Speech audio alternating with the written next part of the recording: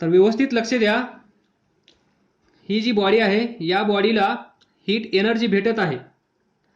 ही energy भेटल्यामुळे या बॉडीचं टेम्परेचर इन्क्रीज होत आहे आणि या बॉडीचं टेम्परेचर इन्क्रीज झाल्यामुळे या ॲटमची कायनेटिक एनर्जी वाढत आहे. तर पहा, then we know that due to this absorption of heat energy or thermal energy, temperature of this body temperature of this body increases. Temperature of this body increases. आणि या बॉडीचं temperature वाढल्यामुळे या बॉडीचे जे छोटे छोटे ॲटम्स आहेत, ज्या ॲटम पासून ही बॉडी तयार झाली आहे, त्या ॲटमची कायनेटिक एनर्जी वाढते. कारण टेम्परेचर इन्क्रीज झाल्यामुळे कायनेटिक एनर्जी इन्क्रीज होते. Due to this absorption of heat energy or thermal energy, temperature of this body increases and thus kinetic energy of atom increases. Same time, त्याच वेळेस पहा, same time, at same time, हे महत्वाचं आहे. त्याच वेळेस, ज्या वेळेस ही बॉडी हीट एनर्जी ॲब्सॉर्ब करत आहे, त्याच वेळेस हीच बॉडी काहीतरी हीट एनर्जी रेडिएट करत असेल. ज्यावेळेस ही बॉडी काहीतरी एनर्जी घेत आहे, त्याच वेळेस ही बॉडी काहीतरी एनर्जी रेडिएट करत आहे, हे विसरू नका. त्यामुळे at same time this body heat energy absorb, त्याच वेळेस हीट एनर्जी रेडिएट्स. इथे दुसरी बॉडी असेल, त्या बॉडीचे रेडिएशन्स या बॉडीवर येऊन पडले आणि या बॉडीने ते ॲब्सॉर्ब केले. त्यानंतर ही बॉडी त्याच वेळेस काहीतरी हीट एनर्जी रेडिएट करत असेल, त्यामुळे काय होत असेल पहा. Due to this temperature of this body decreases. Temperature of this body decreases. या बॉडीचं टेम्परेचर डिक्रीज होतं आणि डिक्रीज झाल्यामुळे काय होईल ते पहा. टेम्परेचर डिक्रीज म्हणजेच kinetic energy decreases. Temperature decreases म्हणजेच kinetic energy of atom will decrease. हे कुठून माहित पडेल आपल्याला? 3/2 kBT is equal to kinetic energy. पहा, दोन गोष्टी एकाच वेळेस घडत आहेत. घ्यायला पण चालू आहे आणि द्यायला पण चालू आहे. आपण फक्त एका वेळेस एकाच गोष्टीचा विचार करत आहोत. ज्यावेळेस ही बॉडी घेत आहे, त्यावेळेस त्या बॉडीचं टेम्परेचर वाढत असेल, टेम्परेचर वाढल्यामुळे त्या ॲटमची कायनेटिक एनर्जी वाढत असेल, पण त्याच वेळेस ही बॉडी हीट रेडिएट पण करत आहे, म्हणून या बॉडीचं टेम्परेचर डिक्रीज होत असेल. आणि त्याचनुसार जर त्या बॉडीचं टेम्परेचर डिक्रीज झालं, तर यामध्ये असणारे ॲटम्स त्यांची कायनेटिक एनर्जी पण काय होईल? डिक्रीज.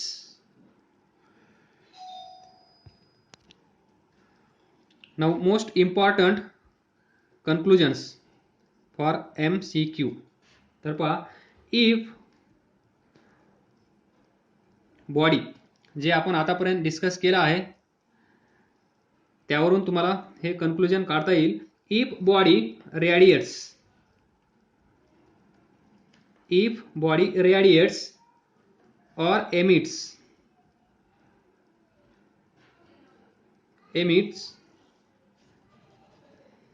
काय सर तुम्हाला स्पेलिंग पण येत नाही, emits more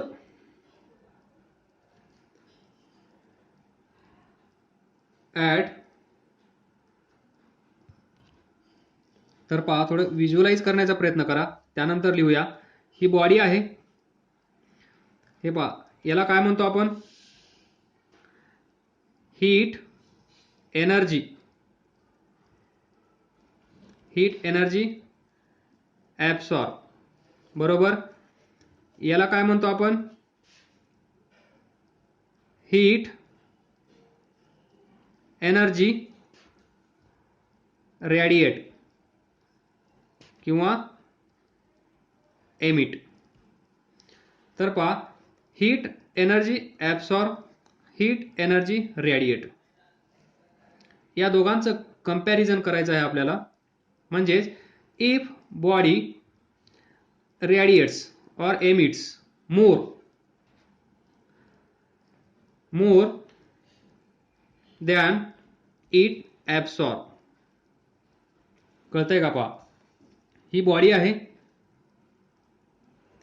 ही बॉडी काय करत आहे, इफ बॉडी रेडिएट्स मोर म्हणजे ही साईड जास्त आहे, रेडिएशन जास्त होत आहे, दॅन इट ॲब्सॉर्ब घेण्यापेक्षा, म्हणजे घेण्यापेक्षा देणं जास्त आहे, त्यावेळेस काय होईल, काय होईल पहा लिहितो इथे मी, सांगा.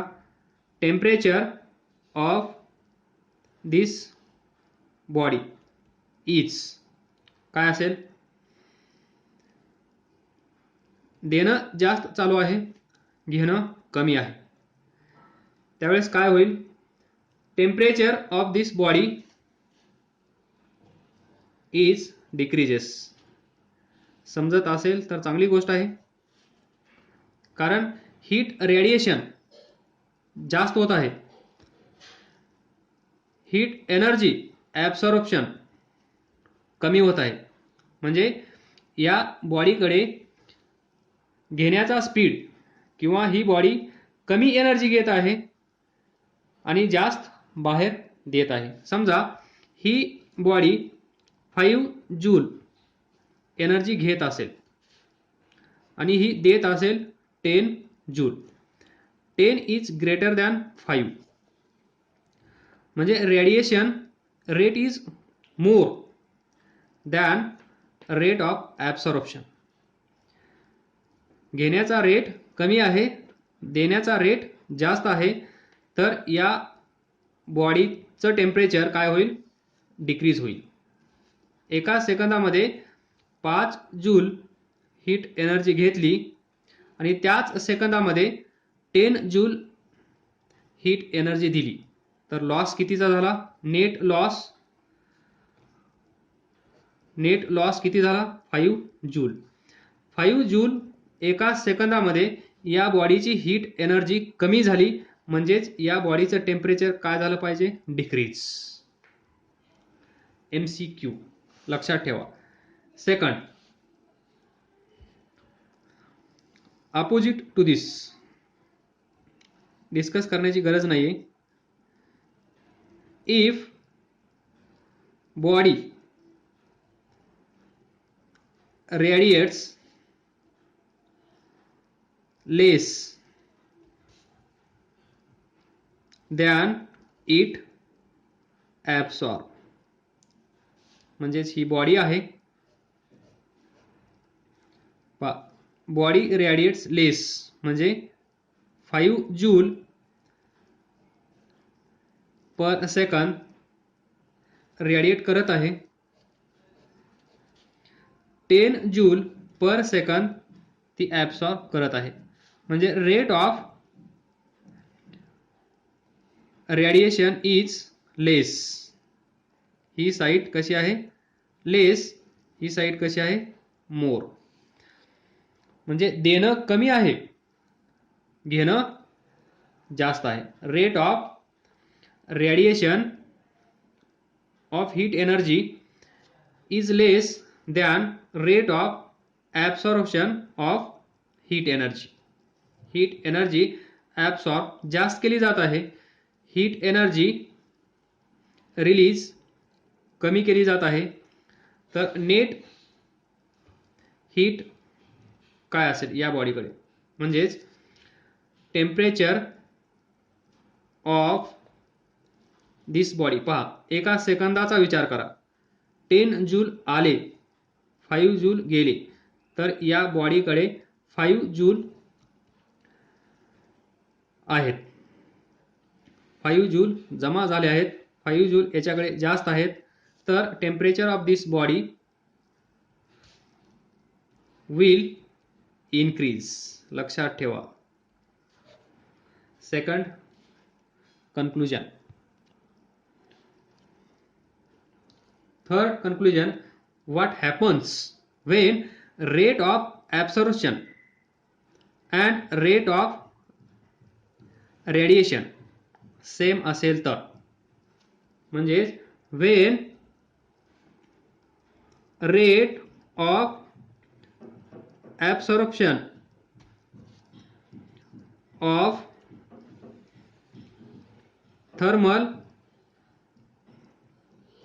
radiation is equal to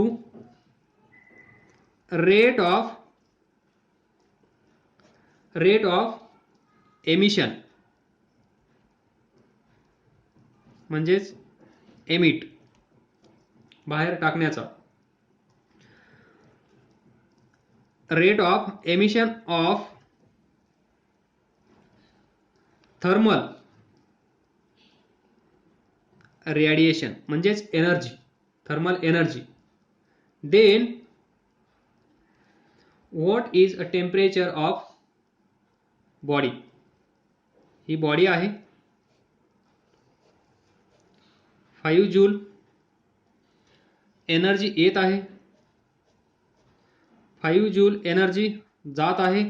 तर या बॉडीचं टेम्परेचर काय असेल?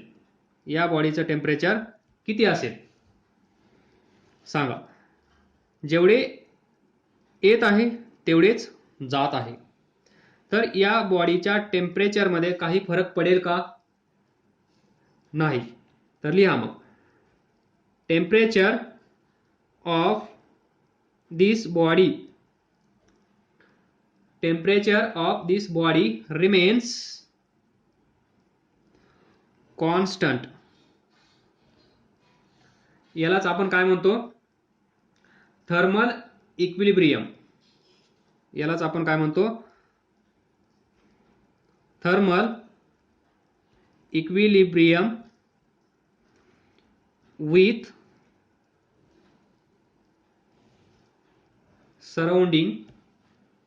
म्हणजे या सराउंडिंगचं जे टेम्परेचर असेल तेच टेम्परेचर या बॉडीचं असेल. Thermal equilibrium with surrounding. जेव्हा या बॉडीचं टेम्परेचर कॉन्स्टंट असेल, that is when temperature of this body is constant. Temperature of this body is constant म्हणजे या बॉडीचं टेम्परेचर ज्यावेळेस कॉन्स्टंट असेल, या बॉडीचं टेम्परेचर जेव्हा चेंज होत नसेल त्यावेळेस ही बॉडी सराउंडिंग सोबत कशी असेल? In thermal equilibrium. तर पहा, 2 एक्झाम्पल घेऊया आणि टॉपिक कन्क्लूड करूया. हा टेबल सरफेस तुमच्या घरचा, हा कप तुमच्या घरचा,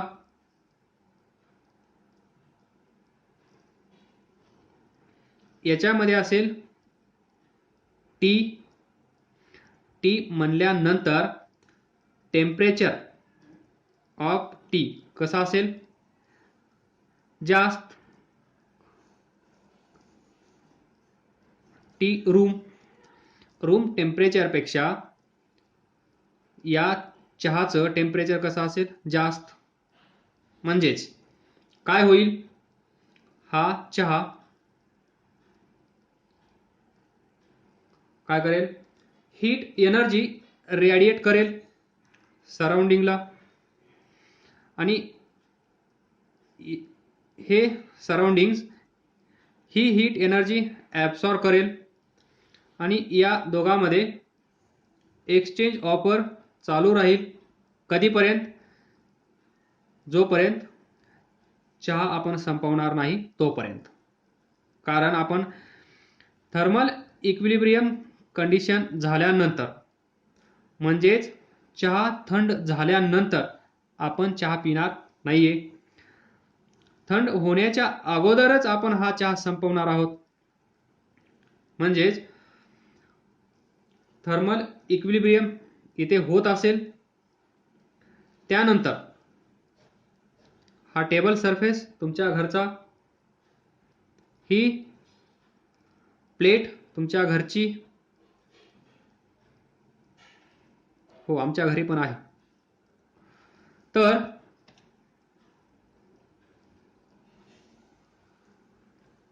हा असेल छोटा छोटा ice.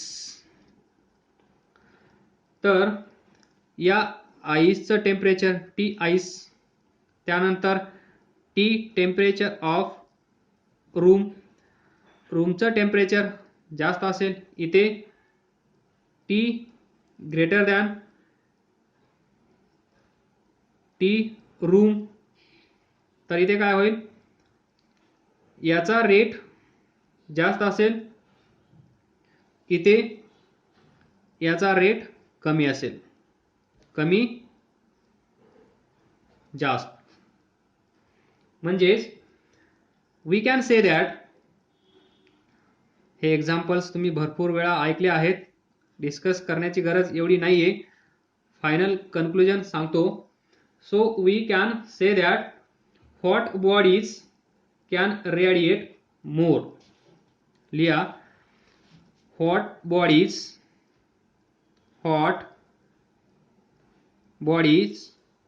can radiate more. Number 2, cold bodies can radiate less. इथे रेडिएशन रेट जास्त असेल, इथे रेडिएशन रेट कमी असेल. पण दोन्ही बॉडीज हीट रेडिएट करत असतील हे 100% खरं आहे. आजपासून तुमचे विचार बदला. फक्त हॉट बॉडी टेम्परेचर कोल्ड बॉडीला देते हे बरोबर आहे, पण ही बॉडी पण हीट एनर्जी रेडिएट करत असते हे पण लक्षात ठेवा.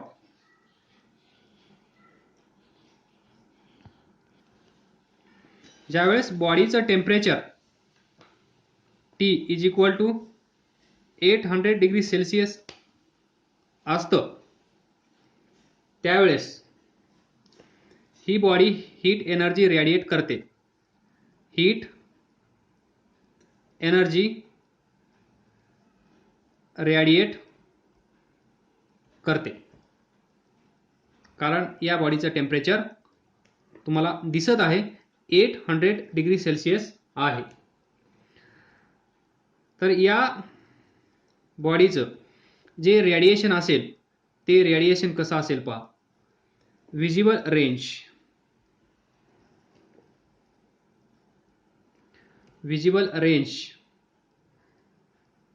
कळत असेल तुम्हाला, म्हणजे दिसणारी.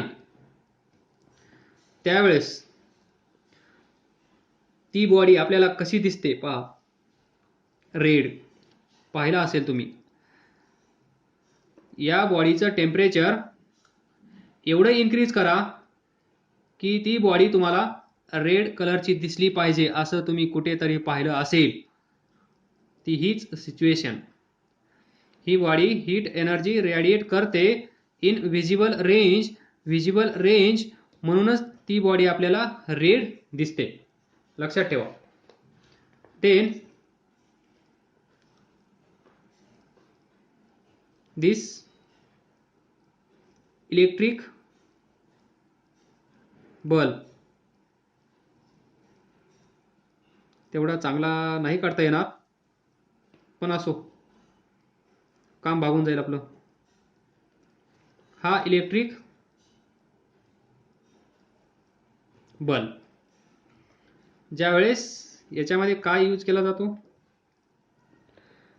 Filament of tungsten, filament of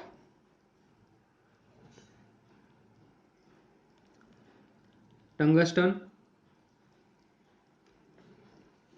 हा जो फिलामेंट आहे हे मटेरियल कोणतं असतं, टंगस्टन.